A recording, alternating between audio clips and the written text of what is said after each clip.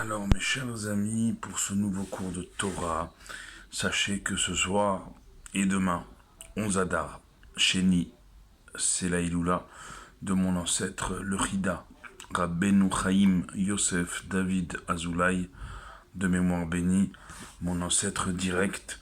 Et j'ai déjà envoyé quelques messages pour vous dire bien que par son grand mérite, ce soir et demain, jour de Saïdoula, que vous soyez tous et toutes bénis abondamment et que son grand mérite vous protège à tous, protège tout notre peuple en terre d'Israël, bien sûr, et surtout que ce soit nos soldats, nos otages, que nos soldats et nos otages reviennent sains et saufs dans leur maison très rapidement, très prochainement, protège tous les civils israéliens du nord au sud et du sud au nord, nos frères juifs, nos sœurs juives en terre d'Israël, comme en diaspora bien sûr également, que vous soyez tous protégés, tous bénis par le grand mérite de mon ancêtre, le Chida. J'ai posté une vidéo qui vous montre un peu, et je les remercie, l'équipe Torah Box qui s'est rendue sur sa tombe à Yerushalayim, à Jérusalem. Et on est ce soir, en plus de la Iloula de mon ancêtre, le Chida, on est ce soir veille du jeûne d'Esther, demain, avancé, parce que Purim tombant cette année Shabbat, alors on avance le jeûne au jeudi précédent. Et donc demain, c'est le jeûne d'Esther. Une journée particulière, une journée qui nous rappelle ce que Esther a demandé à Mordechai après lui avoir demandé de rassembler, comme on l'a dit en début de semaine, tous les juifs. Et elle dit Tsumu alai, elle dit à Mordechai, jeûnez sur moi. Va'ani ve'na'arotai atsum ken, et moi et mes jeunes servantes au palais, nous ferons de même, nous jeûnerons nous aussi. Et ve'cha'asher avati avati, tout ceci pour que le jour, 3 jours après, donc 3 jours de jeûne, il y a eu à l'époque, nous on jeûne un jour, 3 jours après, lorsque Esther va se présenter sans y avoir été au préalable invitée, elle va se présenter quand même devant le roi Ahashverosh. Alors elle dit qu'Asher avati avati, ça veut dire que si tout ça ne marche pas, chas veshalom, Dieu préserve, alors perdu, je l'étais déjà et je le serai encore un peu plus, mais avant ce fatalisme, Esther dit à Mordechai d'aller rassembler tous les juifs et de jeûner sur elle, pour elle, et elle aussi elle va jeûner. Et c'est cette journée qu'on va vivre demain. Certes en avance au niveau du calendrier, mais on va la vivre demain.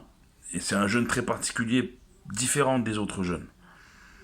Différent des autres jeûnes parce que, alors bien sûr que c'est un jeûne qui précède, c'est un jeûne où à l'époque, là on se parle des millénaires après, on sait ce qui s'est passé après ce jeûne, historiquement parlant.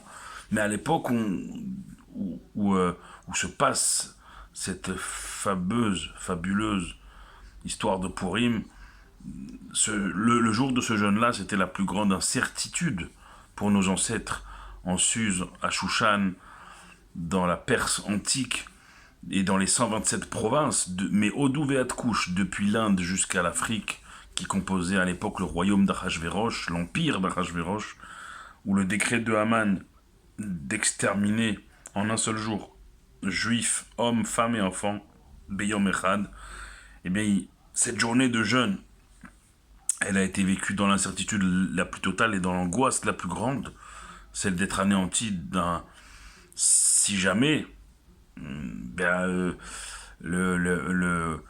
projet d'Esther et de Mordechai n'aboutissait pas, chas veshalom. Alors bien sûr, on parle d'une époque où je vous l'ai dit hier, il y avait Mordechai et Esther, il y avait Nehemia et Ezra, donc il y avait des prophètes, des sommités. Et bien sûr que la Emouna était là.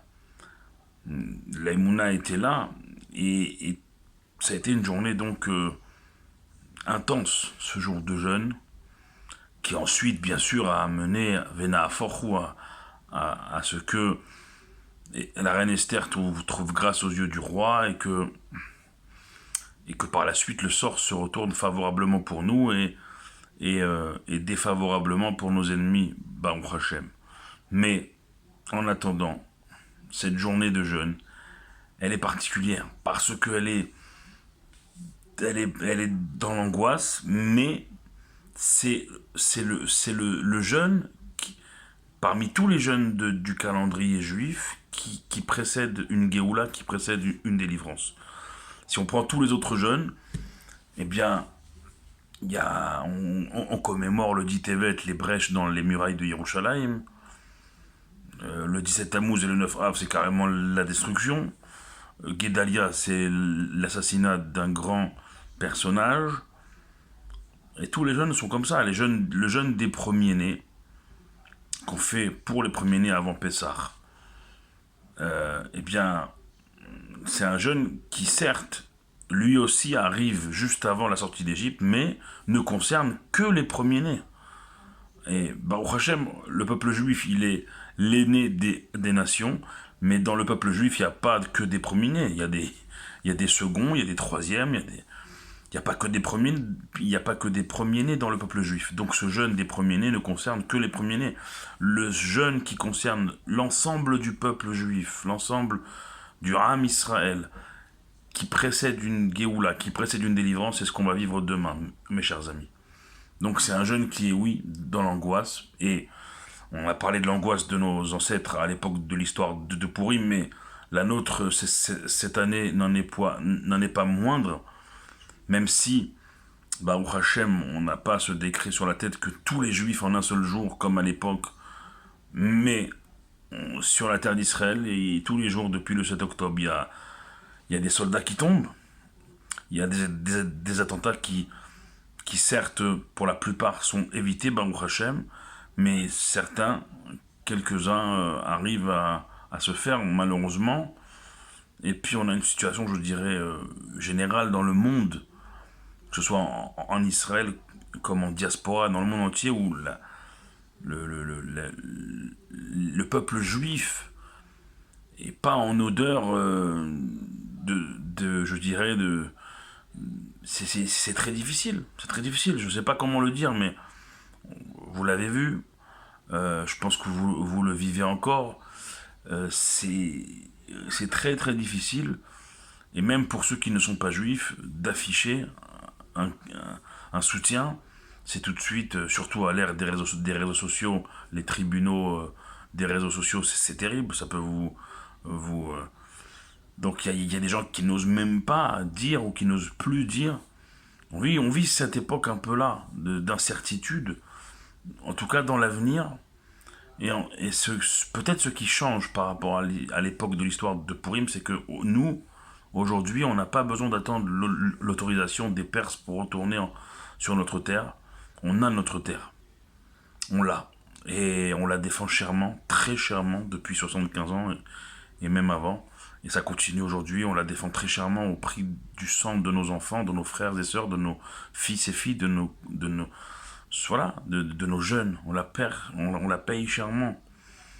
Et c'est à tous ceux qui sont tombés pour que nous, on puisse demain faire notre jeûne d'Esther et faire notre fête de Pourim ce Shabbat, à la sortie de Shabbat et dimanche pour les villes non fortifiées, et dimanche soir et lundi pour les villes fortifiées comme Yerushalayim. C'est à tous ces sacrifiés-là, ces personnes qui ont fait un Kiddush Hashem pour que nous soyons, nous, toujours debout. C'est à eux qu'on doit penser demain, jour de jeûne, tous ceux qui sont tombés pour le peuple juif. Ensuite viendra le temps, comme souvent dans le judaïsme, après le recueillement, celui de la joie. Une joie Abdeloyada, une joie la plus grande de l'année juive, Abdeloyada jusqu'à ne plus savoir qui est bon, qui est méchant, qui est Aman, qui est Mordechai. Ça, on en parlera, Blinéder avec l'aide de Dieu, dans le cours de demain soir, qui sera le cours préparatoire, et à Shabbat, Zachor, Shabbat obligatoire, paracha obligatoire à écouter par tous à la synagogue. Et on parlera également demain soir, bien sûr, de Pourim, samedi soir, dimanche, et pour nos amis des villes fortifiées lundi. On parlera de tout ça demain, Blinéder. avec également une paracha de Vaïkra, un nouveau livre de la Torah.